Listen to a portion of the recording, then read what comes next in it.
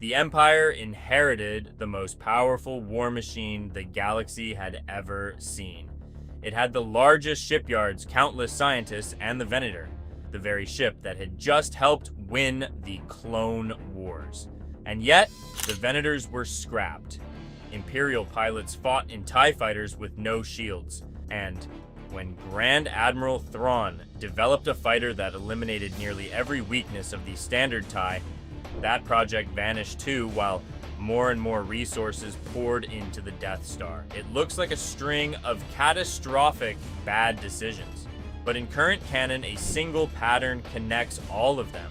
Palpatine's fleet wasn't built solely to win a war as efficiently as possible. It was meant to achieve something else, something that mattered to the Empire even more than military superiority. And that very purpose is what ultimately left the galaxy's mightiest fleet vulnerable. Everything that follows comes from current canon, not from legends. The conclusion that ties these events together, however, remains an analysis, because canon shows us very clearly what the Empire built. It simply never lets Palpatine openly explain why he backed each individual decision. Our first clue is on Bracca. In Jedi, Fallen Order, and the Bad Batch, the gigantic remains of decommissioned Venator cruisers lie there. Only a few years earlier, these ships had carried the Republic through the Clone Wars. The Venator was battleship, carrier, and mobile headquarters all at once. Its massive hangar opening could launch hundreds of starfighters in a short time. Two separate bridges coordinated the ship and its flight operations. For a war with constantly shifting fronts, that was almost ideal, but this philosophy no longer fit the Empire's task. The Venator put its fighters at the center. The later Imperial Star Destroyer put itself at the center. It carried heavier weapons, ground troops, landing craft, and everything needed to subjugate a planet. The Republic had built ships to fight enemy fleets.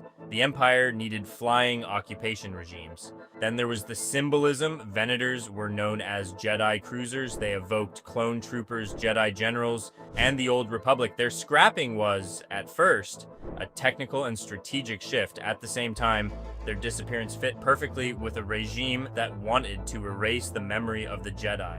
But if the new ships were supposed to be more modern, why did the Empire then send its pilots into battle in such vulnerable fighters? The standard TIE fighter was fast, agile, and cheap to produce, but it had neither shields nor a hyperdrive. A single clean hit could destroy both ship and pilot. That wasn't a technological limitation. Darth Vader's TIE Advanced had both shields and a hyperdrive. Later, Thrawn proved with the TIE Defender that speed, heavy armament, shields, and a hyperdrive could all be combined in a single machine. More precisely, the Defender wasn't just a superiority fighter, but a heavily armed multi-role fighter. It could take on other fighters, carry out bombing runs, and operate independently of a Star Destroyer. The Defender thus eliminated nearly every weakness of the standard TIE. So why did it never become the Empire's standard machine? Part of the answer is mundane. A Defender was far more complex and expensive than a simple TIE. The Empire preferred to rely on massive numbers, but the result of that decision mattered just as much. Without a hyperdrive, most pilots remained completely dependent on Imperial carrier ships and bases.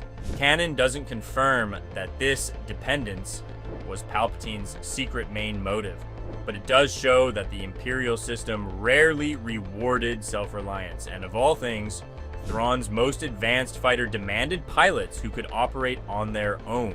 Then, on Lothal, the disaster struck that threw the entire project into jeopardy. Governor Price had the central fuel depot blown up to stop the rebels. Kanan Jarrus died, but with him burned the foundation of Defender production. The factories ground to a halt. At the same time, Thrawn's already battered program was fighting for resources. In Timothy Zahn's canon novel, Thrawn Treason, it faces director Krennic's secret Stardust project, the Death Star. Importantly, Palpatine and Tarkin had, in fact, supported the Defender beforehand. Palpatine didn't ban it because he suddenly grew afraid of independent pilots. The program failed because of the destruction on Lothal because of political power struggles, and because its funding was ultimately set aside in favor of Stardust. But it's precisely this sequence that reveals the real problem. The Empire had two models of the future. Thrawn's model consisted of many flexible multi-role fighters that could hunt down rebels and turn their hyperspace tactics against them. Krennic's model concentrated unimaginable resources in a single battle station meant to destroy one planet and thereby intimidate all the others. The Defender was built to win battles. The Death Star was built to make battles seem unnecessary. And when the Defender project faltered, the symbol of fear won out.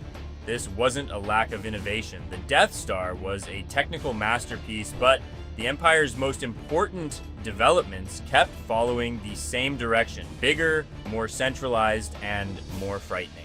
The explanation lies in the structure of the Empire. Timothy Zahn described how Palpatine had his most powerful subordinates compete against one another so they wouldn't unite against him. Krennic fought against Tarkin, Thrawn fought for his Defender program, admirals protected their own turf instead of working out the best strategy together. A flexible fleet needs commanders who think for themselves. A centralized regime of terror needs above all obedience. And the rebellion proved why that difference mattered. In the canon comic Last Flight of the Harbinger, Leia, Luke, and Han actually managed to capture an Imperial Star Destroyer, but the rebels can only use it for a single limited mission. Crew, repairs, and supply make it nearly impossible to hold such a ship permanently. The same was true of an old Venator. It would have required thousands of trained crew members, enormous fuel reserves, and spare parts from production lines long since converted to other purposes. On top of that, it's hard to park a kilometers-long warship inconspicuously behind an asteroid. So, the Alliance chose the exact opposite of Imperial concentration. It spread its forces across X-Wings, Y-Wings, corvettes, frigates, and converted transports. Many of their fighters had shields and their own hyperdrives. They could appear, strike, and vanish without having to wait for a massive carrier. The Mon Calamari fleet, too, didn't come from a central Imperial mega project. The canon comics about the subjugation and later rebellion of Mon Cala show how Palpatine's brutality turned the very shipbuilders whose cruisers would later form the backbone of the rebel fleet into his enemies. The Empire concentrated power. The rebellion distributed the chances of survival. Nowhere does the consequence become clearer than with the galaxy's largest warships. The Executor was 19 kilometers long and the heart of Darth Vader's Death Squadron. At Endor, the rebel fleet concentrated its fire on it. After its bridge shields collapsed, a damaged A-wing struck the command bridge. The enormous ship spun out of control and crashed into the Death Star. Decades later, the First Order repeated the same pattern. The Fulminatrix could break through planetary shields, but was destroyed by a single successful bomber run. The over 60-kilometer-wide Supremacy combined flagship, capital, shipyards, production, and leadership until Holdo's smaller cruiser tore it apart in a single attack. The bigger these ships became, the more power they concentrated in a single target. Their size was meant to destroy hope. Instead, their destruction turned them into symbols that the Empire could be defeated. And so, a coherent picture emerges. Canon doesn't confirm that Palpatine deliberately built every weakness into his navy, but it does confirm Imperial rule through fear, centralized power, and the rivalry among his subordinates. Palpatine didn't build a fundamentally bad fleet. He built a fleet for the wrong war. It was excellent at occupying planets, intimidating populations, and making resistance seem hopeless, but against a decentralized enemy that spread out its forces and offered no fixed fronts, its greatest strengths turned into weaknesses. Fear only works as long as its symbol appears indestructible. So when a Death Star exploded, A super star destroyer went down, and small fighters kept bringing down gigantic ships. More than Imperial technology broke apart. What broke apart was the idea that resistance was pointless. The Empire had the bigger ships, the bigger factories, and the bigger weapons. But the rebellion had something Palpatine's system could never nurture: people who were trusted to decide for themselves.